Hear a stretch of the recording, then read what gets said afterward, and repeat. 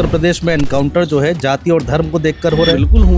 बिल्कुल हुए। ये नलगढ़ा गांव है, उसमें एक फार्म हाउस में इन्होंने टॉर्चर रूम बना रखा। जितने भी अपराधी पुलिस मुठभेड़ में मारे गए, या तो छाती में सीने में गोली लगी है या माथे में लगी है। जितने भी घायल हुए हैं सबके पैर में घुटने और टखने के बीच में गोली लगी है, सबके। पुलिस का निशाना इतना सटीक है, या तो वो पैर में गोली मार रहे हैं या सीधे माथे में मार रहे हैं। कि दरोगा जी सड़क पर खड़े हैं, अपराधी कार में ड्राइविंग सीट पे है, गोली कौन सी खिड़की से घुसी होगी और घूम के कैसे उसके पैर में गई होगी, लगी होगी। चुप।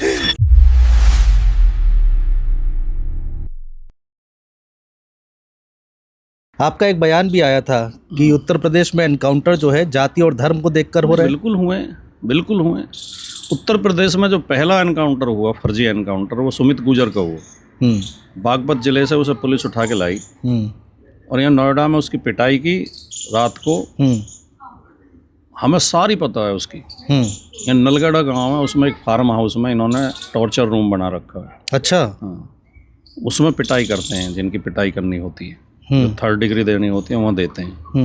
तो उसकी पिटाई थोड़ी ज़्यादा होगी, उसकी मौत वहीं होगी।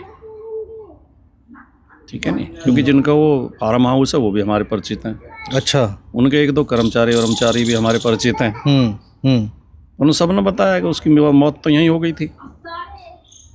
ठीक है नहीं। फिर उसे रात को लेके आए, यहाँ सेक्टर 37 है ग्रेटर नोएडा में, वहाँ लाके उसमें उसकी डेड बॉडी में गोली मारी। अच्छा। और ये कहा कि यहाँ इसने पुलिस पर गोली चलाई और ये मर गया। उसकी पोस्टमार्टम रिपोर्ट आज तक उसके परिजनों को नहीं मिली। अगर उसकी पोस्टमार्टम रिपोर्ट मिल जाती तो कई पुलिस वाले आज जेल में होते। तो तब से ये एनकाउंटर का सिलसिला शुरू हुआ। और ये जो अब एक दिन एक एक्स डीजीपी महोदय मेरे साथ डिबेट में कह रहे थे, वो क्या कह रहे थे, जो मौजूदा डीजीपी हैं उन्होंने प्रेस कॉन्फ्रेंस की थी। तो उनसे तो मैंने फिर सवाल पूछा। उन्होंने उसे कोट किया उनकी प्रेस कॉन्फ्रेंस को। तो उन्होंने बताया था 10,000 कुछ वो बताई मुठभेड़ हुई हैं, इतनी मुठभेड़ हुई हैं। ठीक है। इसमें 700 कुछ लोगों को गोली लगी है और 104 या इतने की मौत हुई है, 112 शायद कुछ। तो मेरे तुरंत दिमाग में आई, मैंने फ़ोन निकाल के कैलकुलेटर यूज किया। मैंने कहा योगी आदित्यनाथ के शासन में जो टोटल मुठभेड़ बताई हैं डीजीपी महोदय ने, और जितने दिन हुए हैं मैंने गुणा भाग किया, 3 मुठभेड़ रोजाना का एवरेज आ रहा है। 3 मुठभेड़ रोजाना हुई। मुठभेड़ का मतलब होता है कि कोई पुलिस अपराधी को पकड़ने जाए और अपराधी उसके ऊपर गोली चलाए और बदले में पुलिस गोली चलाए, उसको लग जाए। ठीक बात है। ऐसा तो है नहीं सीधे पुलिस गोली चलाए। और अपराधी बहुत मजबूरी में पुलिस के ऊपर गोली चलाता है। बहुत शातिर अपराधी होगा वो चलाता है, हल्के मोटे की हिम्मत नहीं है पुलिस के ऊपर गोली चलाता। ठीक बात है। ठीक है नहीं। तो जिस राज्य में, जिस प्रदेश में 3 गुंडे रोजाना पुलिस को गोली मार रहे हों, वो जंगल राज से और क्या जंगल राज होगा। ये 20 डिबेट में आपने बोला। हाँ, वो जवाब नहीं दे पाए। उन्होंने कहा मैं सहमत हूँ भाटी जी की बात से। अच्छा। हाँ, ये हालत तो खराब है। 3 अपराधी, एक बदमाश हुआ बबलू श्रीवास्तव। हाँ। पता नहीं शायद अभी भी जेल में है, क्या हुआ। उसने एक नॉवेल लिखा था अधूरा ख्वाब, मैंने पढ़ा है वो। अच्छा। उसने उसमें अपहरण के, मर्डर के किस्से लिखे हैं। उसने वो अपहरण ही करता था दाऊद इब्राहिम गिरोह के लिए। बहुत रोचक है वो, बड़ा वो है। तो उसने उसमें सच्चे किस्से लिखे हैं, सच्चे, कि हमने फला आदमी को ऐसे उठाया था, ऐसे तरीके लिखे हैं। तो उसमें वो एक बात बार बार रिपीट करता है कि हम जो जिन्हें साथ लेके जाते थे सबको ये सख्त हिदायत होती थी किसी भी परिस्थिति में पुलिस के ऊपर गोली मत चलाना। अच्छा। कह रहा ज़्यादातर तो हम खिलौना पिस्टल रखते थे केवल डराने के लिए। और अगर असली हथियार होता भी था तो ये हिदायत होती थी कि पुलिस के ऊपर गोली मत चलाने। एक पुलिस वाले को गोली लग जाए तो पूरे प्रदेश की पुलिस पीछे पड़ जाती है। हाँ। और उसे मार के छोड़ती है फिर। क्योंकि ये जो है आनंद नारायण मुल्ला हाईकोर्ट के जज थे, इलाहाबाद हाईकोर्ट के जी।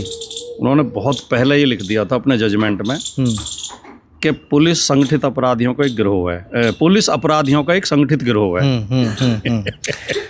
तो यानी कि विकास दुबे वाला हाल भी वही हुआ। तो हाँ, देखो विकास दुबे ने गोली चलाई, कई लोग मार दिए। तो जब अपराधी को ये पता है कि पुलिस पर गोली चलाना बहुत खतरनाक है, तब 3 अपराधी रोज पुलिस पर गोली चला रहे हैं, तो या तो आपके आंकड़े झूठे हैं या तो आप फर्जी मुठभेड़ कर रहे हो। फंसा लिया और आपने। एक सवाल और मैंने उनसे पूछा, ये भी मैंने कहा एक सवाल का जवाब मेरे और दे दो। जितने भी अपराधी पुलिस मुठभेड़ में मारे गए हैं, या तो छाती में सीने में गोली लगी है या माथे में लगी है, और जितने भी घायल हुए हैं सबके पैर में घुटने और टखने के बीच में गोली लगी है, सबके। वो तो ऑपरेशन लंगड़ा के नाम से नहीं तो फेमस। फिर ये पुलिस का निशाना इतना सटीक है कि या तो वो पैर में गोली मार रहे हैं या सीधे माथे में मार रहे हैं। और एक केस में तो मैंने केस डायरी पढ़ी, दरोगा ने लिखा है पुलिस की सारी केस डायरी सेम पैटर्न पे एक जैसी मिलेंगी। अच्छा। हाँ, सब इंस्पेक्टर फला जगह जो चेकिंग कर रहे थे, या मुखबिर से सूचना मिली थी कि फला अपराधी यहाँ से गुजरा है। एक इस नंबर की गाड़ी आती दिखाई दी, दरोगा जी ने हाथ दिया, रुकने का इशारा किया, उसने गोली चलाई, दरोगा जी ने आत्मरक्षा में गोली चलाई। यही शब्द होते हैं। अपराधी ने गोली चलाई, दरोगा जी ने झुक के उससे बचाव किए, कान के पास से गोली निकल गई। उन्होंने आत्मरक्षा में गोली चलाई, गोली उसके पैर में लगी, उसे तुरंत लेकर अस्पताल गए। या जो मरा भी है उसे भी कहते हैं तुरंत लेकर अस्पताल गए, अस्पताल जाते जाते उसकी मौत हो गई।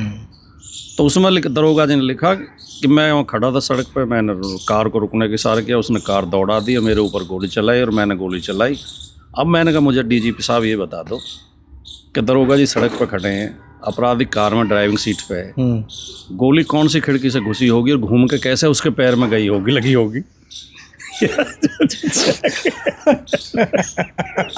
चुप, हंसने लगे। तो मैंने कहा तस्वीर तो साफ है कि ये हाथ पकड़ पकड़ के गोली मारी जा रही है, और ये बाबा ने जो मुठभेड़ कांड जो चलाया है, लंगड़ा ऑपरेशन लंगड़ा, उसका परिणाम ये हुआ है कि आज पुलिस अपराधी को थाने में लाते ही पूछती है कि बता गोली खा के जेल जाएगा बिना गोली। 50,000 रुपये मंगा देगा तो बिना गोली भेज देंगे, नहीं तो पैर में गोली मारी जाएगी। तो ये वसूली का जरिया हो गया ये ऑपरेशन लंगड़ा, और ये सच्चाई है। और खुले थाने बिक रहे हैं, थाने के ठेके छुट रहे हैं। ऐसा कुछ इनपुट मिला है आपको या फिर आप अंदाजा बिक लगा रहे हैं? ये तो आपको खोजी पत्रकारिता तो अब होनी बंद हो गई ना देश में। ये आपको खोज करनी चाहिए। खुले बिक रहे हैं, हर थाने में ठेकेदार है जो वसूली करता है। उस थाने में जितने बिजनेस चल रहे हैं, रेस्टोरेंट जो 2 नंबर के बिजनेस चल रहे हैं, उनके तो महीने बंदे ही बंदे, वो तो खुद ही जाके दे देते हैं थाने। हाँ, ठीक है। शराब की दुकान हो, ट्रक ट्रांसपोर्ट वाले, बस वाले। लेकिन इस सरकार में तो ये हो रहा है कि ठेली लगाने वाला भी पैसा देता है और उसे वसूलने वाले हर थाने में ठेकेदार हैं। आइए, कोई ज़्यादा छिपी हुई बात नहीं है। आप किसी थाने में जाके पता करेंगे तो वहीं पता लग जाएगी आपको। और तरीका मैं बता देता हूँ, आप ना कर पाए तो बताएं सर, बताएं, बिल्कुल बताएं। किसी सिपाही से जाके पूछें कि यार हमने दुकान खोली है, भैया थाने का पैसा किसको पहुँचाना होता है, वो उसका नाम बता देगा आपको। फिर आप उसको पीछा करो गुप्त तरीके से, उसकी रिकॉर्डिंग करो और आप देखो वसूलते हुए, आप खुद देख लोगे। मेरे पास तो 1-2 शिकायत हर महीने आ जाती है और मैं जाके फिर थाने में कहता हूँ, और महीने 2 महीने के लिए फिर शांत पड़ जाता है। मैं जाके कहता हूँ भैया क्यों इसे परेशान है, इसका तो काम भी नहीं जमा अभी। सही बात है। एसओ से कहते हैं हम, एसओ सामने जो ड्रामा कराएगा पूरा, कौन गया था, कौन है ये, कौन, भाटी जी आप शिकायत नहीं आएगी। वो महीने 2 महीने बाद फिर कहता जी फिर मांग रहे हैं। भाटी साहब ये तो ऊपर तक जाता होगा, सब बढ़ता होगा। अब ये तो ऊपर वाले जाना है, लेकिन बिना ऊपर की सहमति के ये कैसे हो जाएगा।